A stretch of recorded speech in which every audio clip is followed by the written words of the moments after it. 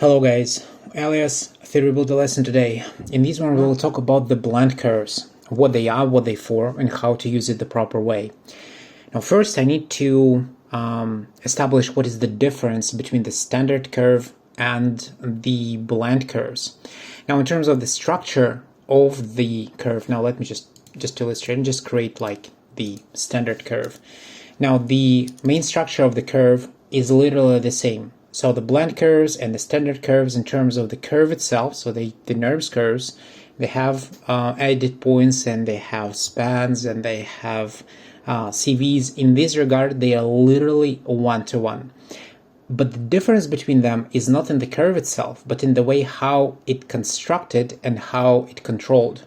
Now, the standard curve controlled through direct modeling. So you basically pick the CVs, you move CVs around and use the specific tools like a line tool to directly modify the curve. So basically you're in the full control. Blend curves, on the other hand, are constructed and controlled differently. They have these specific to this tool element of control that called blend point. Now these blend points actually are constraint points, and Alias creates the curve between these constraint points or between these blend points by interpolating the curve through them. And that is the main difference. So the blend curves are not designed to replace the standard curve workflow when you create your curve networks. No, it's designed to speed up some of the tasks and make your life easier, especially on the mundane tasks when you need to do a lot of connections and create the beautiful sweeping lines. That's where the blend curves are the best, I would say, in comparison to just the standard direct modeling. But the blend curves are pretty complex themselves. They have a lot of tools to control, and they're pretty counterintuitive in terms of how it interpolates it, what kind of options they have, because once again they have these additional control points which you need to understand how to operate with. So that's what I will start with, and we will start with the most important thing is the blend points themselves and the constraints, because they are the meat of the blend points. So let me just delete this crappy curve and I will create the blend curve. Now, to create the blend curve, you need to go to your curves tab in the palette. Oops, sorry, it's the wrong monitor. Here in the curves, and there is this tool called, it's not a tool, it's the toolbox called Blend Curve Toolbox. Now, mine is already opened up, and some of the features here, like the new, add, and edit, as well as one additional tool, are already hotkeyed for me. If you don't know how to set your alias right and set the proper hotkeys for yourself, I already made a video about this topic. I'll put a link into the description to this one. For now, though, what I will do is I'll just click on the new, and this is how you create all the blend points, or blend curves, sorry.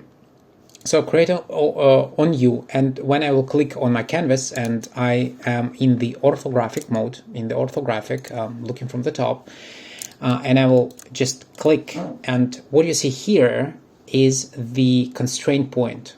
The second term for that is the blend point. When you click on that, you can see this icon. Now if I click it again somewhere else, you can see I have the line. Now this line is green because it is under the history, and then it's really important. Blend curves always works under the history. The moment you destroy the history, you destroy the controls for the blend curve, and it transforms to the standard curve. Basically, it is a standard curve with interpolation through these blend points. Now, as you can see, I have two of them, and if you look closer, you will notice that they have the specific look of their icon. And this is important because blend curves and the blend points themselves, they have different icons based on the type of the constraint they have. Now, as you can see, this blend curve is absolutely straight. The reason for that is because both of these blend points doesn't have any constraints except one, and these only constraint is the position. So as you can see, this blend curve doesn't really attach to anything, you know, just floating somewhere in space, and it just 2 points. So what Alias did, it interpolates the line through one point to another point. As you can see, it has predefined structure. By default, it is a 5-degree curve, and it's just a curve. So basically a single span Bezier curve, or NURBS curve single span, if you will. Now, if I really want to bend the curve, I need to create additional constraints for my control points or my blend points. Now, to do that, I actually have 2 different tools. One of them is already in the blend curve toolbox here. It's called edit point. But there is another one, really, really important. And one of the problems of everybody who just starting Alias and encountered the blend curves, try to understand how to operate it the proper way, because once again, there's a lot of controls and most of them are really useful, is that one of the tools is missing here. And this tool is an ability to pick the blend point without changing its constraints. Now, it doesn't really sound really convenient for you, like what do I mean? But let me actually show you where it is. It is in the pick tab of the main palette, and here you can see under the CV group there is the blend point, this one. Now mine already hotkeyed to the marquee menu here, and I suggest you to put it out and put it into the blend curve toolbox or in your own custom palette, because if you will be operating with the blend curves, you probably will be using it quite often. So to move the points, as I said, you have 2 different tools. One of them is the edit point, and the other one is a blend point. Now, first I will use this blend point, which I mentioned. I will select it. You just deselect everything and select it again, like this. One important note, you can't use gizmos. If you watched my videos before, you know I'm heavy on gizmos. Sadly, when you operate with the blend points, you can't operate with the gizmo. Instead, you need to rely on the standard transform tab. So I'll go to transform and click on move. And now I can move this blend point around. And as you can see, the curve automatically interpolates itself. So Alias do everything for me. It looks very similar to the stretch tool, right? And in fact it is. So basically it interpolates from here to here. I move the point, move the constraints, and the curve was recreated. So I can do the same on this point. As you can see, I can move it around. Okay. What if I use another tool, which is an edit point? So let me click on it, and I will click on this one. And you can see the UI actually changes. Now I have 2 lines, 2 blue lines, and the gizmo, or the axis, better say. So I can still click and drag, but now as you can see, my constraints actually updated. So instead, so the previously when I created, I moved these tools using, these blend points using the blend point tool. I moved it freely and it was a straight line. Right now, when I move it, as you can see, it actually locked to the constraint, and you're gonna see this constraint use. It's kind of already visible here because these lines shows you the constraint. Now, what type of constraint it is? It is a directional constraint. So if I will expand in the information window this blend point, you're going to see that the interpolation, basically the constraint already set into direction. And once again, I never set it myself. Alias did it for me the moment I used the edit tool on a point.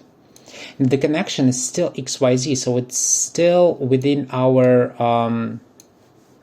main axis, it's floating in the air, but it already has a constraint. Now, of course, I can move this around, and I will talk about these 2 arrows and why there is 2 a little bit later.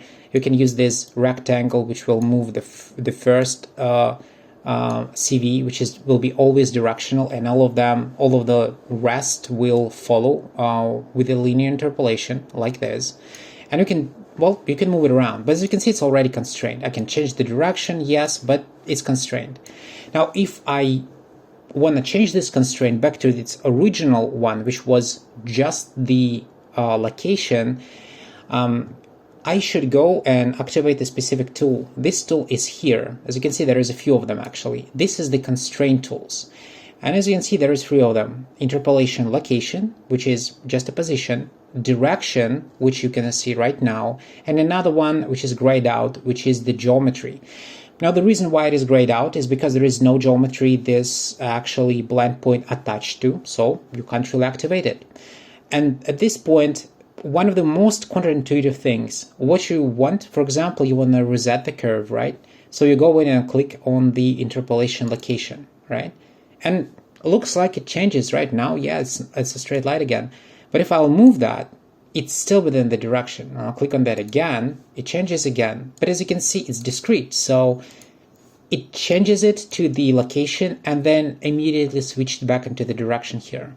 And the reason for that is because we operate using the edit point, and the edit point always has a constraint, at least a direction. So it is either direction or geometry. And if you don't want that, and you want to actually reset this point, or you want to pick the point, but you don't want to change the constraint you already have, what you need to do is you need to actually use the blend point, this one. Now, as you can see, it's still directional. I don't see any handles, but I can see that it's still within the direction.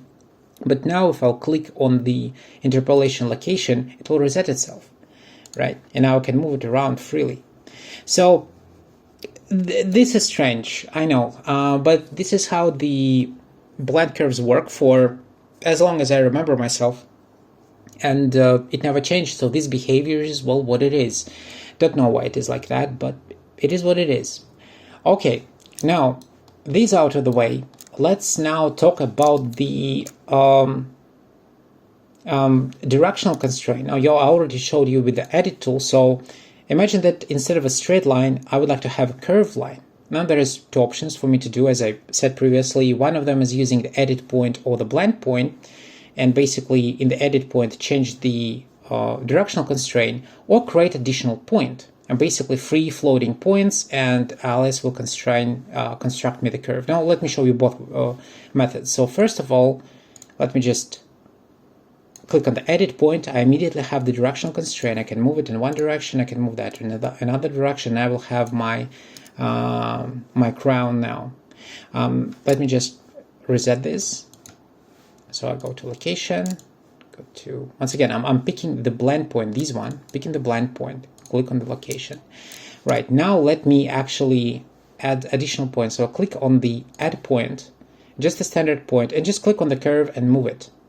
And as you can see, what I did is instead of creating the directional constraint on the ends, I left them in their like locational constraint. So this is just a point, this is just a point, and this is just a point, and Alias automatically interpolates the curve through them, which actually extremely helpful, because I will show you later a couple examples where this stuff really saves you a lot of time.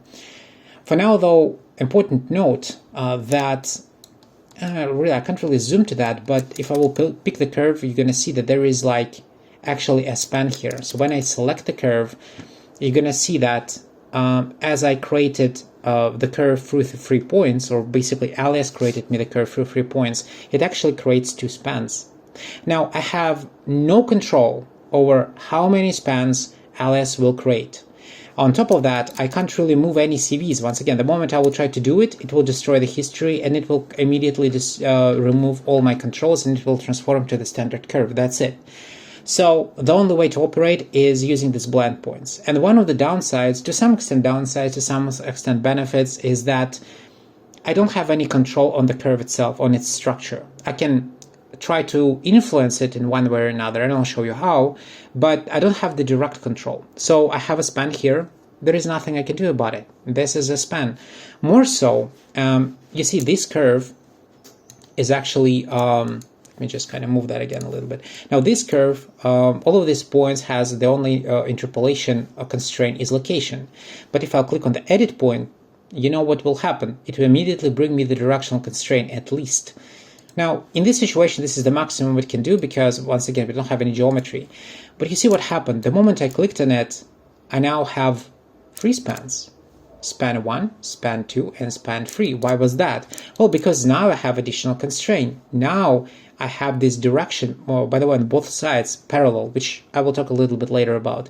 And now Alias just build me more spans. And once again, this is what I need to deal with. Right, really quickly, how to delete the point you created, or how to, just how to delete the point. Now it's very easy. I can use the edit point, or I can use the blank point, just select and click on delete, and it will be deleted. As you can see, the history is still there, so it's still the blank curve, and I still can add one and still, move it somewhere if I really wanted to. Here we go. Okay.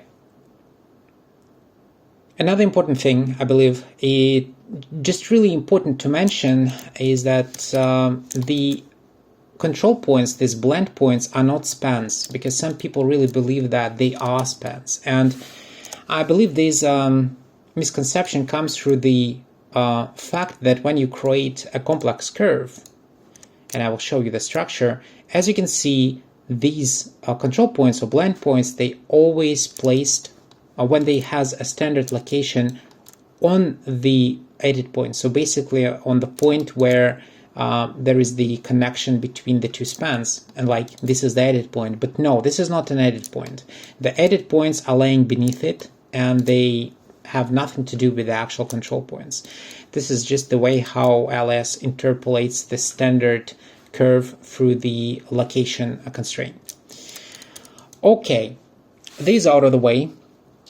Let me guide you through the parametrization of the curve and additional options for the blend curve. Now, let me just kind of create this blend curve. Again, you already know how it's done.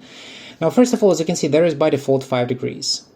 Now, to figure out how many, you can actually open it up in the information window and see the amount of degrees. So this is the parametrization uniform, and we will talk about the parametrization in this lesson as well. And we have the amount of degrees. Now, by default, it is 5. So if you select the curve, so you basically go to the curve select tool, and you change the amount of degrees, you can change the amount of the degrees for your curve. So you can go 5, and this is 5 by default. I can increase it to 7. I can decrease it to 2, for example, or bring that to 3. So it depends on what kind of a constraints I want on my endpoints. On here and here, I can define how many degrees I want to have. On top of that, we have additional controls for our blend point. So if I'll go to the edit tool and pick the blend point, as you can see, a part of the location, I have the constraint direction. Now, this constraint direction is the subset of the constraint interpolation direction. Remember, there is 3: location, direction, and geometry. Now, we will talk about the geometry in a bit, in a minute, but for now, just this interpolation direction on itself, this is the arrows which shows you that, it actually have a different subset. So the constraint directed and constraint parallel. So when you have these two lines, it means that the parallel is activated. And in general, this is a good thing. When you align something to geometry, in most cases, you want it to be parallel because it will make a little bit more smoother CV distribution over your blend curve. But sometimes it can cause you errors. So if I'll switch that, for example, to directed and change the direction, you're going to see that the actual CV placement has been changed. Now it's not that uniform anymore. But once again, it becomes to be sometimes extremely useful, and I'll show you a couple examples when. So now it is not parallel, it has only one direction. It doesn't really take into consideration imaginary other part, the parallel part of it. And as you can see, the CV is kind of distributed not that evenly. So this is the stuff which you need to keep in mind. Okay, now let's talk about the geometrical constraints. So to do that, let me actually kind of create the curve, just a standard curve, one line, 5 degrees, and I will create 2 additional curves. This is just the standard curves, the curve here and the curve here. Now I would like to create the blend curve between them. Now, what you always do is you create in the blend curve, you snap here, bam, it's done. But I know that what you know, but let's start with basics. So first of all, you have the blend curve, and it's actually quite an often situation when you have, for example, the ribs or something, you create it to the one side, you duplicate, then you want to have these one created to another one, and then to another one, and then to another one, leaving the right one at the same spot.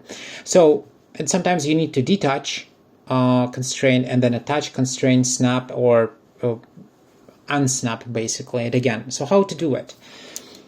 Now, first of all, to snap the blend curve, the blend point of this curve to this edit point of this curve, I can use both tools. I can use either the blend point, select it, and through move snap it, or we use edit point. Now I'll start with the blend point. So let me just once again select it. I will go to the move. Now I hold Control and click. And what happened is these blend point is now has the same location as this one. So it's basically snapped. But snapping doesn't mean that it does something else. So the interpolation, as you can see, is still in the location. So it's still free floating, which means that I can go in, I can move it back. You can see it's not snap. They share the same place, yes, but they are not connected in any way. Let me do the same thing here. So I'll go to move and snap. All right, so now I have the proper position. Now I would like to have the proper direction. How can I do that?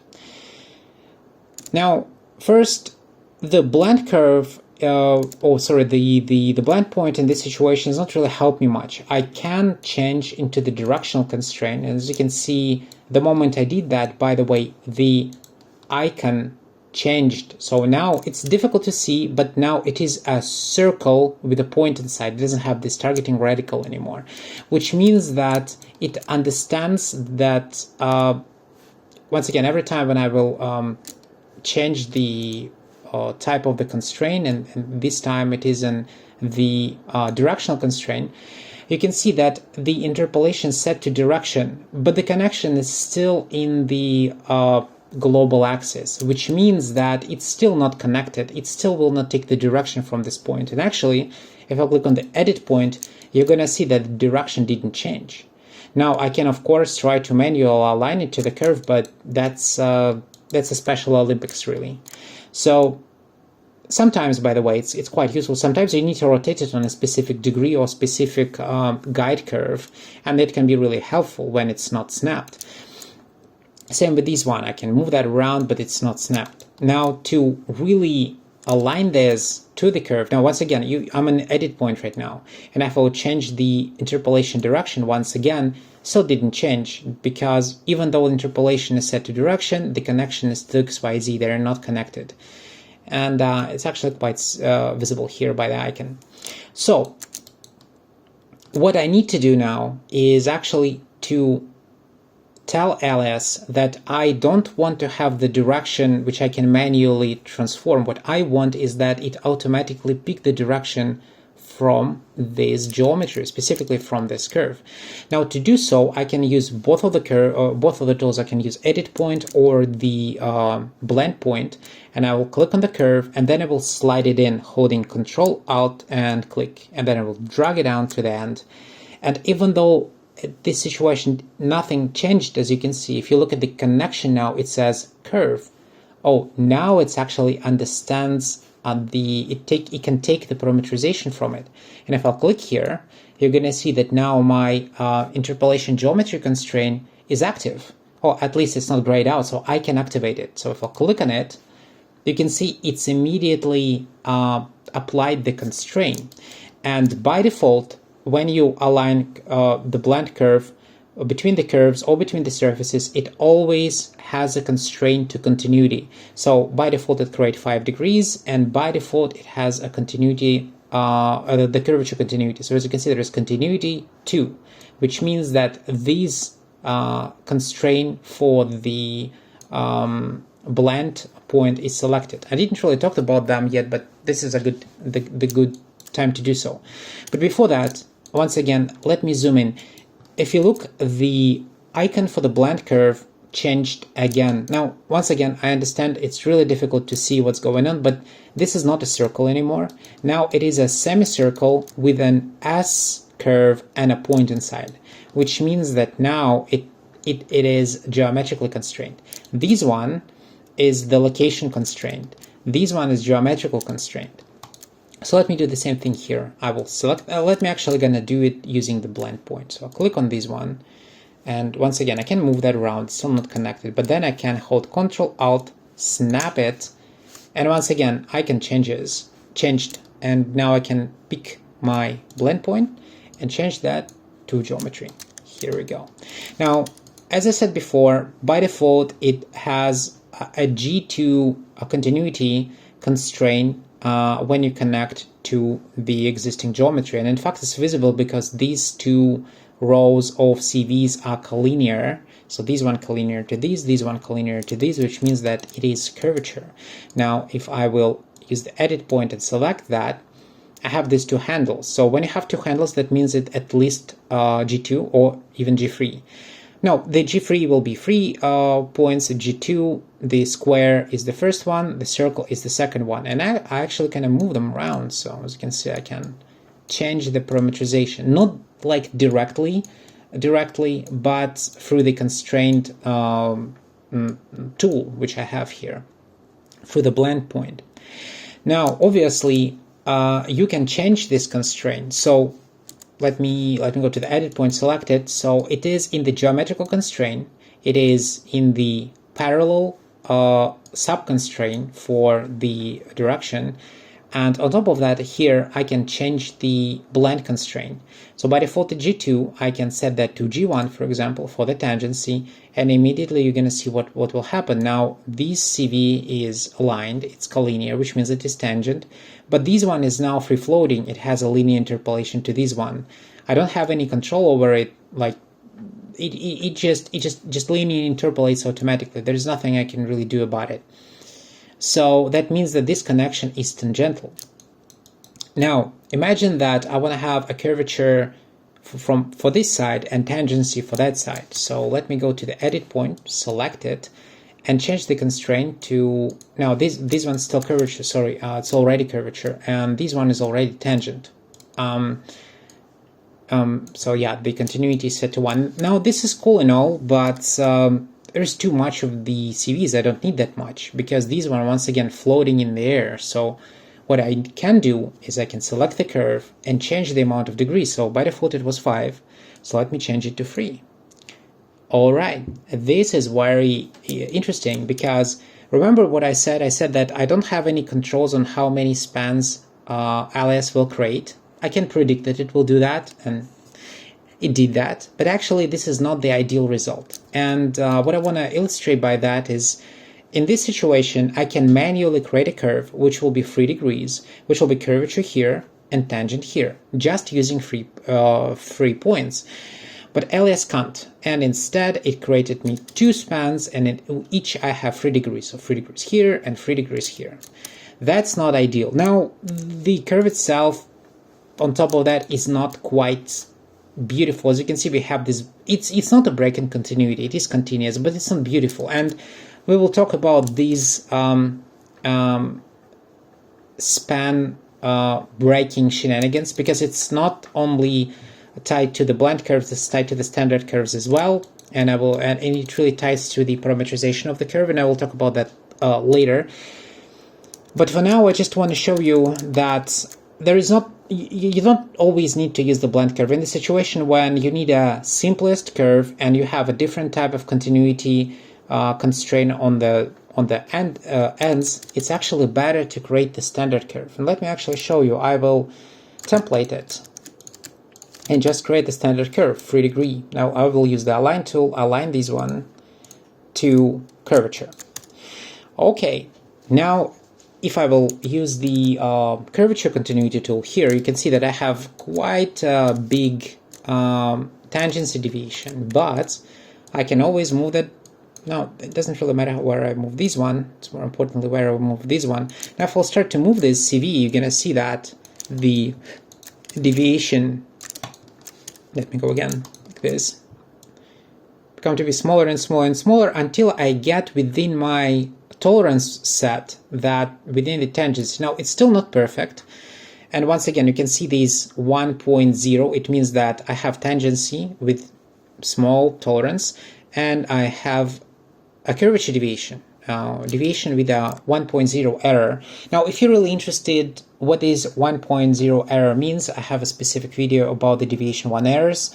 I will put the link in the description to this video as well. But for now, let me just tweak it a little bit. So I'll delete the history, I'll take the CV, and I will just manually move that around even more, like this. And here we go. I have a perfect tangency and the perfect curvature just within the free points. Now, this is something you can't do in the blend curves, and in most cases your blend curves will be a little bit more complex than the standard curves. But even though that you have this downside with these spans, as I said previously, sometimes they become to be extremely useful. And I'll once again show you a couple examples a little bit later. But just to prove my point that it's not like blend curves or the standard curves, it's blend curves and standard curves. You need to use both. All right, now it's time to talk about the parametric and geometric constraints, which I mentioned here. So these ones. Now, as I said, that in most cases it's supposed to be parallel, or sorry, not necessarily a parallel, but constraint directed or constraint parallel. Now let me show you example where Alias actually give you a poor result with this setting. So let me create just 2 lines. Now imagine that I want to build an arc, a beautiful, not necessarily an arc, you know, we have a specific tool for an arc, and it will be a tangent arc here. No, imagine that I want to create a smooth curve, which will be G2 connected here and here, and just slowly and gradually bends and basically become to be symmetrical. Now, what you think you should do, you'd like, okay, that's the blend curve, sure. Control-Alt snap, so that it will take direction, and I will do another one, and yeah, it doesn't do what you think it should, right? You thought that it will build this linear interpolation, isn't it? But it doesn't. And now the reason is, even though that it actually already takes the direction and the geometrical constraint, because I see it through the icons, and actually if I will select it, I'm going to see that it actually takes the interpolation geometry from that. So what happened? Now, as you can see, first, you don't see any CVs. And the reason for that is all of the CVs were converged at these points. And the reason for that is because of the blend constraint parallel. As this line doesn't have any curvature whatsoever, and sometimes it may have, but it still confuses Alias. And this is the parallel CV distribution, or parallel constraint, sorry. It confused Alias because there is, well, technically no curvature. There is no curvature here at all, and this connection is like completely parallel in this direction. So if you try to change that, nothing will happen. So what you really need to do is you need to change the parallel to direct it, and then create the flow from one direction to another direction, basically helping Alias to define what is the direction of the flow. So I will put this one down, and then I click on this one and change this to direct it as well, and put this up. So now if I will use the edit tool and I'll move that away, you're going to see that now we actually have the curve we're looking for, right?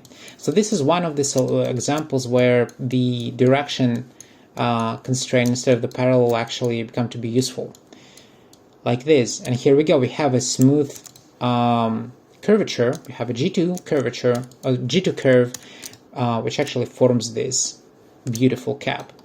Now, another thing which I want to show you is the benefit of the interpolation through the few points.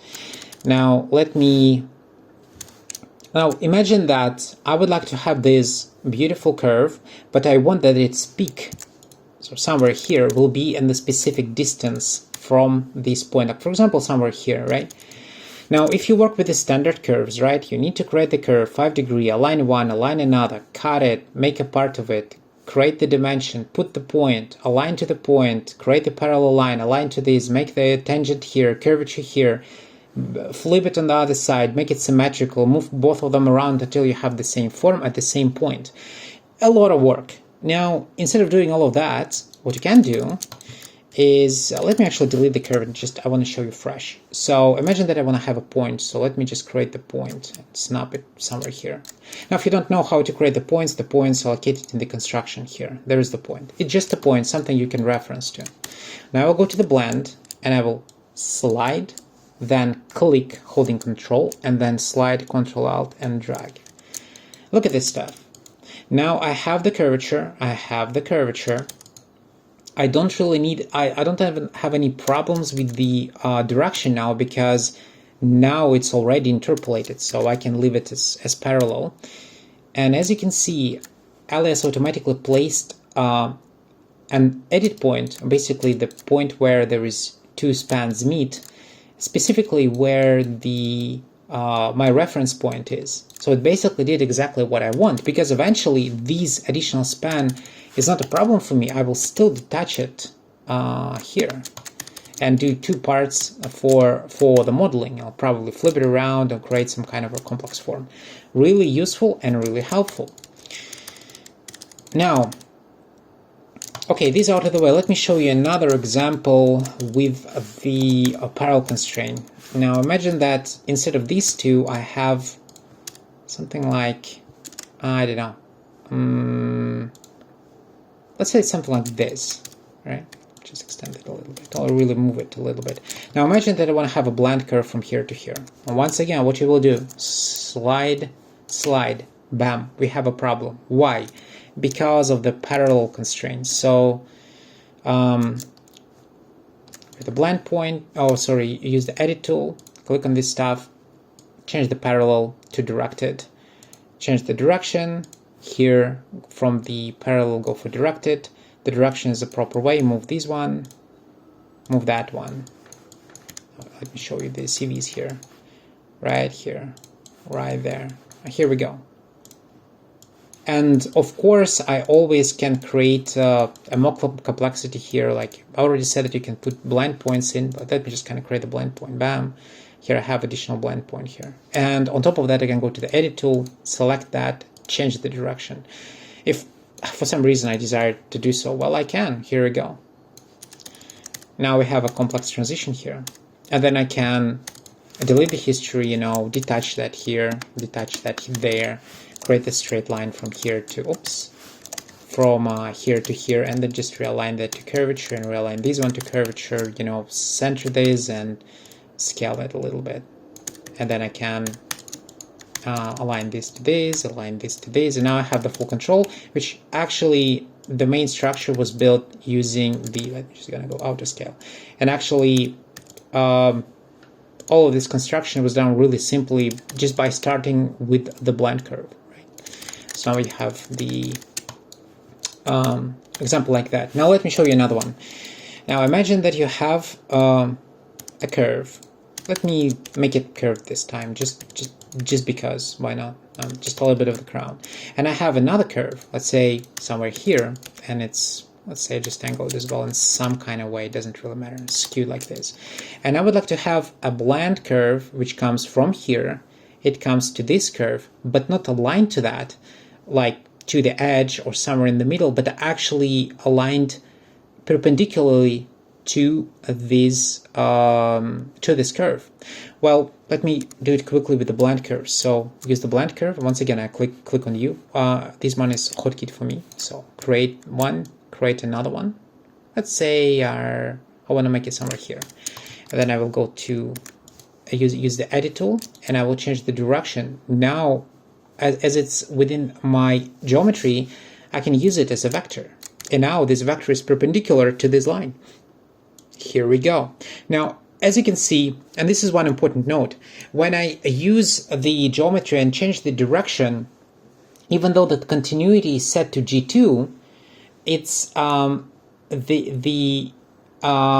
the actual connection here is tangential because this is perpendicular line. So as you can see, this is the tangency, this is the curvature. This line is not collinear to my perpendicular line. And if I will change this to direction, oops. Oh my god. Okay.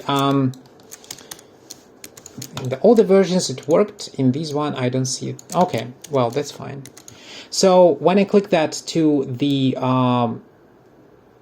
directed, it's actually created a line for me which has kind of like the natural curvature alignment.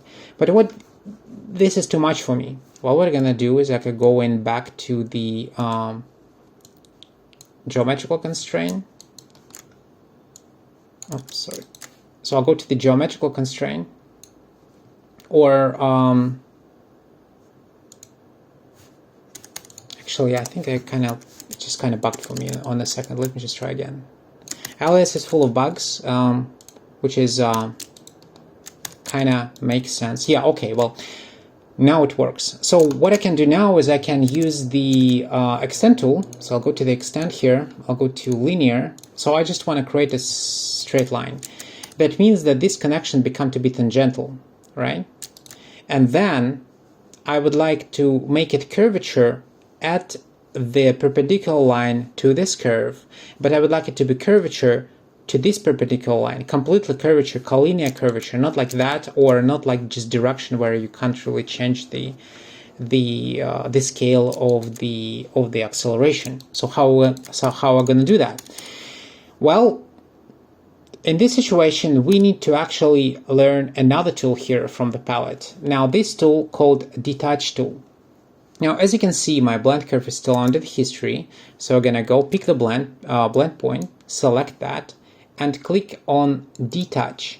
Now, immediately what happened is I detached the these blend point from the curve, which means that now the only thing which still saved as the inheritor is this direction. So as you can see, interpolation direction, but the connection is XYZ. So now what I can do is I can go to the blend curve. No, let me do it again. It's not again, but just again select it. And here, as you can see, I can go in and click on the interpolation location. Now it's completely free, and I can move it where I want. So what I want to snap that to this one now. So let me just do that. And using my edit tool, I can select this blend curve, and immediately change that to the geometrical constraint. So now, as you can see, I can move this thing around. I can move separately this one, can move this one, and now it is constrained to the perpendicular line at a curve. This stuff is something you do pretty often. Now let me just actually show you once again that it's actually pretty fast if you're not really talking too much. So click, select this, change the direction, extend with the linear interpolation, select the blend point. Once again, do not destroy the history. You don't really need to do that. Otherwise you lose the blend curves. So then you detach, change it to different constraint, go to the move it up here, and switch to the edit tool. Now you can move this around here and there. See? Simple as that. Well, if you are trying to do that with a standard curve, right, let me just delete this, let me just delete that. What you need to do is you need to go create the vector first. Place the vector here, find the vector where it is. And by the way, if this is a straight line, the vector will be 45-degree angle, so then you need to pick it and rotate 45 degrees. Create the line, create the curve. Now you can align to vector on the align tool as well, but I believe this method is a little bit faster. Then create the curve, right? Just bring more degrees, we go 5 degrees here. Just align these one and then align these one. Now, the problem is that if I will move this stuff, it will not follow, unfortunately, but this is what it is, and you still have these kind of controls. Now, when you're really in a rapid workflow, you will not do it like this. You will just use the blend curves, because this is just faster. And this is one of the beauties of the blend curves. All right, these are out of the way. Now let's talk about the next topic, which is the parametrization. And this one is a big one. Now, once again, before we start, I really briefly talked about the detach point. So let me just once again quickly recap. So you're going to have the curve, and you're going to have another curve right there, for example, right? So as you can see, the icon changes. This one means that this curve, if I'll take the blend point here, so this curve takes location on the blend curve. That's why these kind of small, I don't know, is it really probably difficult for you to see. There is like a different icon from this one. That because it's these blend curves laying on this curve, and basically technically can take the interpolation from location to geometry. Now, so you have this stuff, and you're like, okay, I wanna move it somewhere. And if you will move this, we'll try to move it. As you can see, as the interpolation set to location, the connection set to curve, it's moving along the curve. And if I really want to detach it, get rid of it, I'll click on detach, and now it becomes to be free. And you can do it through the blend point, as well as you can do it through the edit point. So you can use both. All right, now just to just to make it clear, because I showed it only once. All right, now let's talk about the parametrization. Now this is a really interesting topic actually, and quite important. Now let's start with the curves actually, because the curves, as I said in the beginning, the standard curves and the blend curves are the same curves. They operate, their structure is the same, and as their structure is the same, their parametrization is the same as well. Now as you can see, I opened up the edit point curve, and you can see just from the get-go I have this option called not spacing. The not spacing has two values. One of them is chordal and another one is uniform. Now we here it basically called the not spacing. The second name for that is edit point spacing, because the not is the edit point. So basically these, let me actually kind of show you. Now these edit point, you can actually select them if you really want. You can even move them, by the way, if you want, but I do not advise it. I will just talk about that in a bit, just FYI. But these edit points, which marks the beginning and the end of the span, they have the different name, which is a knot. Now why it is a knot? Well, let me digress a little bit. Back in the medieval times, when our ancestors tried to build the controlled curvature for the wooden planks to create ships, for example, they struggled with that. Now, how much should you bend it so it will be bent in the proper way? So what they decided to do is they decided to tie a rope. Like imagine this is a wooden plank. They tied a rope here with a knot. So that's why it's called knot. So this is the knot, and on the other part of the rope, another end of the rope, there is a rock, or basically any heavy weight. They probably had the different kind of like weights. So you take this weight, you put it on a flat surface, and then you pull on this weight with a specific force, and it bends it controllably based on the point and the weight, which means that you can replicate the same curvature over and over again using the same arc length distance and the same weight. And these points, as there were like literally physical knots, it called the knot. So in the 21st century, we still sometimes call it a knot, and it's kind of like an homage to an old times, but now it is kind of the same, but digital.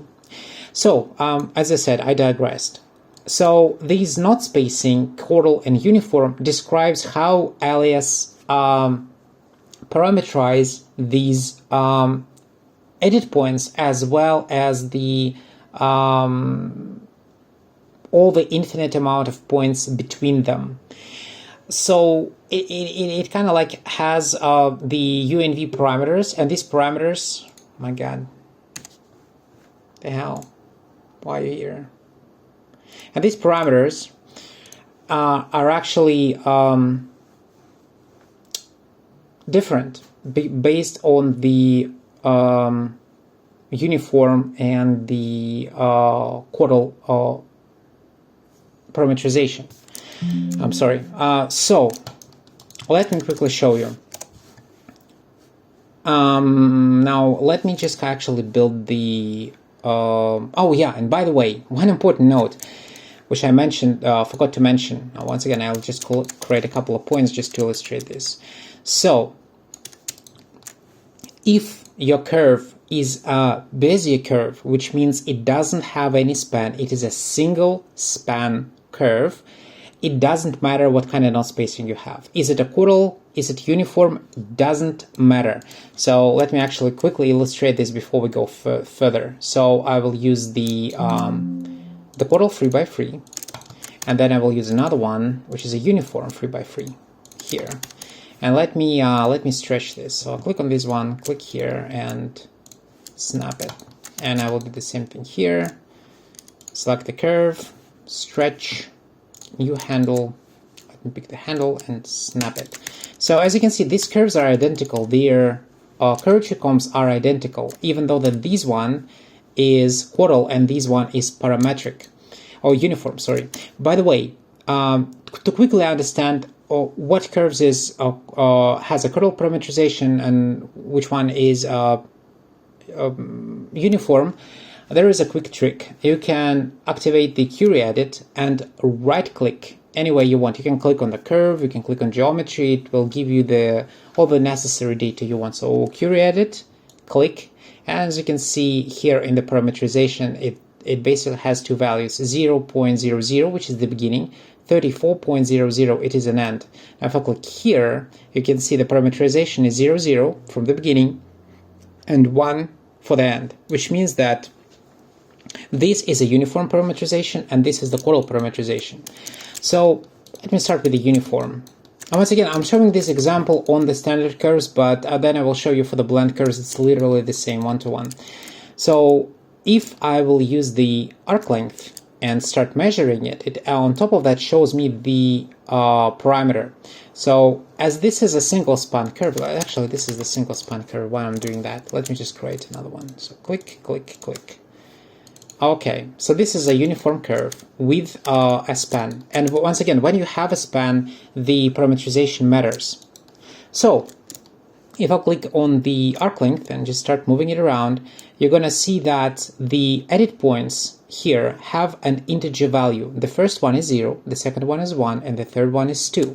Now, the more curves I create, so the more edit points I build, the more spans I build, right?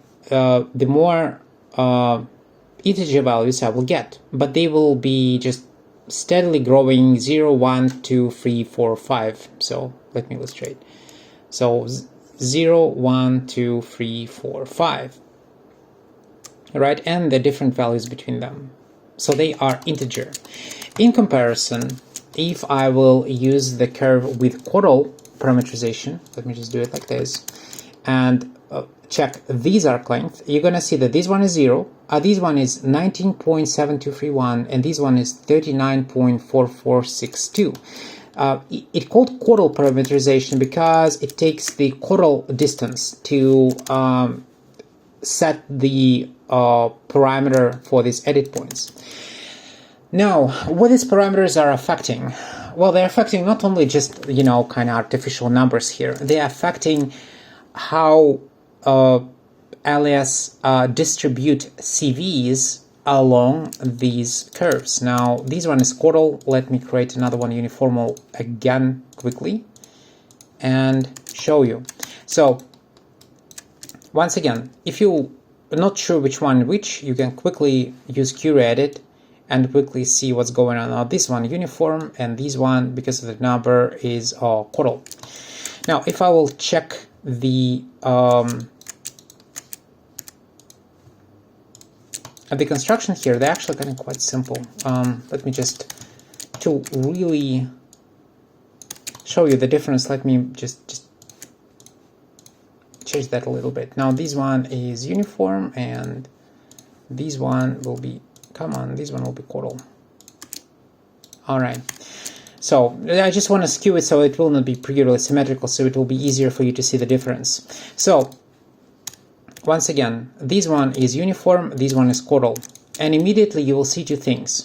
First, the CV structure is different. Now the edit points are on the same positions, but the actual CV structure is different. You see where this CV, look at this one, right? So this in uniform and this is chordal. this is the first and important difference. The second one, I believe it's kind of visible through the curvature comp, that in the uniform, with the uniform parameterization, the curvature comp is quite significantly worse than in Chordal.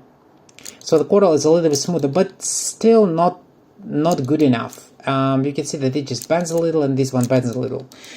Now, why was that? Well, this is a common issue, and once again, it's not tied to the standard curves. With the blend curves, it will be the same. Let me actually kind of quickly show you the blend curve now. So I'll click the blend curve, go to uniformal, and just create the blend curve and go up. Sorry, I'm going a little bit ahead of myself. Actually, no, let me just take this and change this to, yeah, okay, supposed to be the same, right? So a little bit better than the, let me just kind of click on this one. Once again, I can easily see which one is which. Now this one is supposed to be Chordal. There is a specific option where you can change the Chordal to the uniform and vice versa. And you can do it on the fly, so you can click it and click it again. And if you look closer here, you're gonna see that the this one is 3 degrees. So you're gonna see that even with the blend curves, when we have additional span interpolated in the proper way, even here we have a difference not only in the CV structure but in the curvature comp itself. Now it's not that drastic anymore. I probably made it a more complex curve to make it a little bit more drastic difference, but it's still different, and the Chordal looks a little bit better than the uniform. And this is not it, actually. So at this point you may say, well, Alex, that's great. That's probably, I always need to use the Chordal, right? Well, the answer actually is quite opposite. No, in fact, it's better to use the uniform, and I will show you why. Now, the reason why we have two methods is because they both have benefits and drawbacks.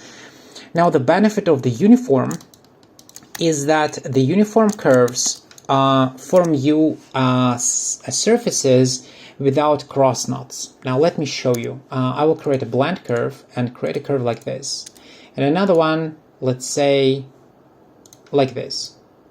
Okay, and I would like to skin that. So if I'll use the skin tool without explicit controls and leave Alias to do the work and skin it, predictably I will have a span, because this curve has a span and this curve has a span. So they are two span curves. And as you can see, there is two surfaces accordingly for these spans and for these spans. Looks really controllable, looks convincing. Now, if I will go in, select these curves, and this is once again one of the great benefits of the blend curves, you can change the parameterization of your curves. So I'll change it from Chordal to uniform, from uniform to Chord. I will have, as we call, a cross knots. So instead of connecting them together, forming as these curves just two spans, it created me three spans, because I didn't really tie that together, didn't join them.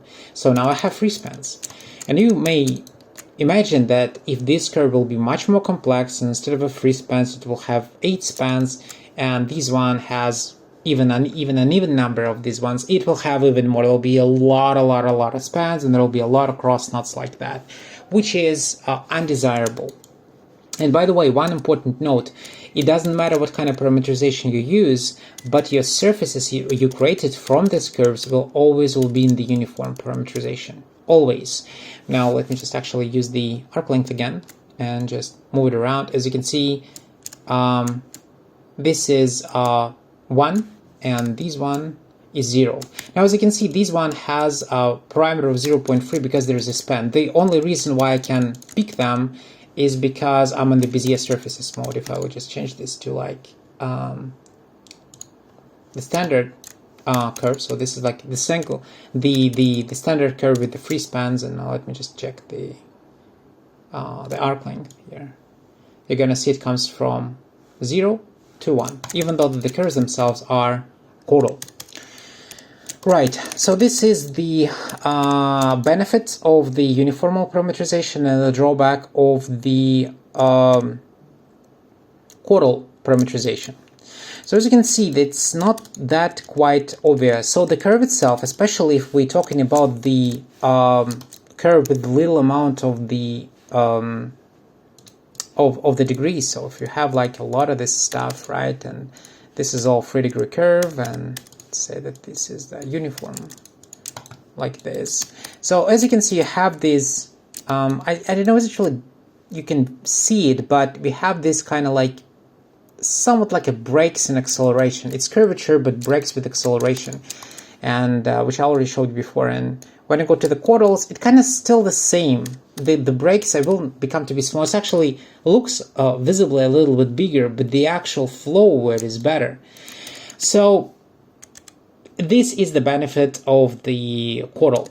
So as I said, it's better to use uniform because at the end of the day, you work not with the curves, you work with the surfaces. The surface is your final result, and having easier structure, simpler structure, and cleaner structure for the surfaces is better than the better curve. I put that in quotes.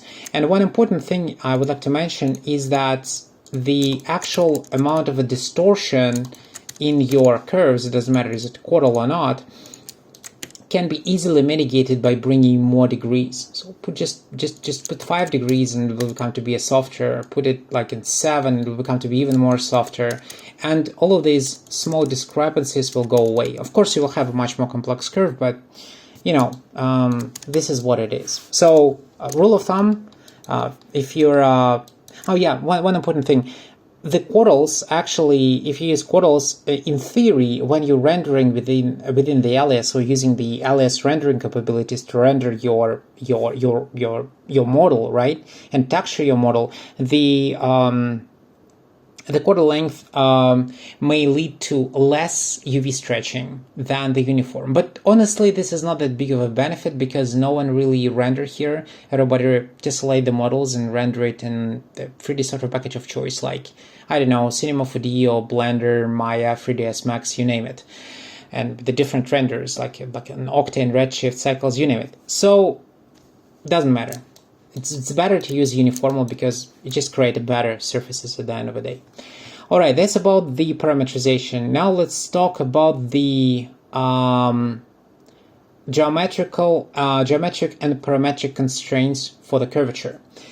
Now for that, let me actually create a surface here as a test bed. Now, how much time I'm already talking? Just one sec. All right, already an hour. Holy shit. Okay, let me do it quickly. Yeah, I really need to work on my you know on how I deliver the content, because I believe it's really annoying to listen to me for such a long time. So let me just kind of deform it a little bit more aggressive. So this is the surface, as you can see, and let me just bring some isoparametric lines here, like that. Is it big enough? Maybe just like this. All right, we'll see. So, and then imagine that I'm gonna have like I don't know, a point somewhere. Say a point somewhere here, and I would like to create a blend between these and these. Let's say like somewhere from here. So I like to have a blend curve from here to there. So I'll use my blend tool, and just kind of start from here, maybe from here to here. All right, so let me go to the edit tool and align it in the proper direction. This is not the proper direction, come on. All right, so align it to the proper direction, and here, as you can see, we have additional control here activated. Now it's only visible if you align to the surface. If you align to the curve, it's inactive, and by default the blend constraint here is always set to parametric. But here we have options. By default, I believe it's geometric, and you can change it to parametric. And as you can see, when I do that, these row of CVs changes a little bit. And most importantly, these ones just follow because it is a linear interpolation. So these one. What's happening here? Now let me stay with parametric, and I will use my curvature comp quickly. And you can see that here, even though this is not the best curvature in the world, I still have a curvature here. So it is technically a curvature, which is good. So it basically aligned me this curve to the isoparametric line on the surface. And even though this is pretty desirable and actually pretty much the same as when you align to the edge, basically the edge alignment, it's not quite beneficial when you actually don't need to have an edge align, because when you edge align, you sacrifice a little bit of the curve itself. It has these unwanted bends, and if I will select that and change it to geometric, as you can see now, it looks like it just moves even more, but in fact what it actually does is that it aligns these CVs, this one coplanar to the normal of the surface. Now what do I mean by that? Let me actually show you what geometric actually does, because if I will check the curvature comps here now, as you can see, they're not even connecting here, not at all. Now let me actually go to the parametric and then go again geometric. Yeah, as you can see. So what it actually aligned to, now let me show you. So I will use extend tool with the linear interpolation, and when I did that, basically I formed a tangency here. So this is a tangent connection. Now I will use a vector and snap it to the surface at the point of connection here, and then I will create a line, something like that. Now I will use the rail tool just to create this line. As you can see, here it is, and then I will intersect it. Okay, now let me isolate this. Isolate, I said.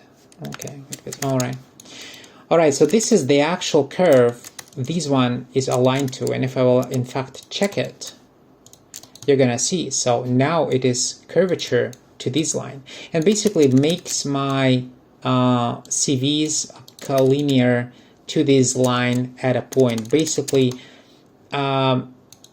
bringing less distortion to the curve and basically merging it more with the parametrization of the surface, basically to the normals of the surface. It doesn't really bother about the edge, and by that you basically give it a possibility to merge with the surface a little bit better. So you sacrifice your edge, but it's coplanar now, which is well, beneficial in a lot of situations, especially if you're building a patch, right? You don't this part is already filled with something, and you're just building a patch, and you want it to have the proper flow. Changing the direction from the parametric to geometric is a good idea, and actually in most situations I believe by default when you pick the isopams or curves on surface somewhere in the middle of the surface, it's supposed to be geometric by default, but you can always use the no, you can't really use the query edit. You just go into the information window, right? Just select a point. Yeah, and here you can see the curvature type geometric. All right, so what else should I tell you about the blend curves? I think not much actually left. Yeah, we still have two tools which I didn't really describe. Let me quickly do it. Now, they're not actually that helpful, but still, let me just... I think the blend curve topic will not be complete until I just kind of cover all of it. So imagine that, once again, I have the curve.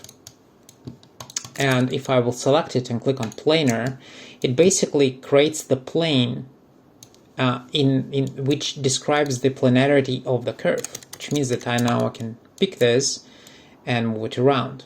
Or I can create a different plane, basically, instead of this one, and select both of them and click on the planar, and it will be planar with the curve I created. Basically rotates it in the proper position. Now, I don't really see a lot of usage for that, didn't really use it myself, but who knows, maybe I will be smart and find a solution, you know, a good example where I can actually use it. And now oops, and my alias crashed. Well, okay, yeah, reopen it, please. Okay. Well, I will not cut this from the video because, well, in fact, it is quite remarkable that yeah, Alias crashes, and it actually happens quite often. So let me just actually, will it crash on me again? No, we didn't. Okay, good. Okay, the last thing is this tool. Now, to actually show you this, let me just create edit curves and snap it point to point. So now, as you can see, I have the two blend points, the two constraint points snapped on top of each other. I can, of course, kind of take this blend point here, this one, right? And I can move it along here, but it's already constrained to the location of the curve. Now, if I will select it using the edit point here, and I will click on this last tool, I will break the direction for the point, for the last point which was connected to the first point. And by doing so, now I can, you know, take the curve and I can move them together around, but now the direction here is in the neutral state, and it's not really connected anymore. On top of that, I can, of course, always pick the blend points. So I can go to the edit point, select them all, and detach. And now I can pick the oh, sorry, not this one. Come on, this one, and kind of move it away and change the location again. So basically, this tool resets the inherited parameters from the point at a curve if you align one to another one. Now, it's quite situational. You actually rarely need to use this. I don't remember myself really using it, because you can always detach it, just clicking on detach and changing the locator. So there is not really that big of a need to really use it, but it's here. So just in case you wondered what it is, well, that's what it does. Alright guys, that's pretty much everything for the blend curves. As a conclusion, blend curves designed to speed up your workflow. It's designed to make mundane tasks like, you know, connect a curve to perpendicular line which connects to another curve faster, as well to maintain the speed when you create you know, a different organic forms, or experiment in your sketches and your quick referenced models, stuff like that. It used to create a class as well, but you basically at some point, you know, you delete the history and you start moving yourself, you know, detach the points and stuff, etc. But overall, it is a good additional tool to your standard curves and the tools which comes with that, like, of course, an align tool. So use it. It's pretty useful, and the more you will use it, the more you understand that it actually saves you a lot of time. Okay guys, that's it. Thank you very much. See you in the next one.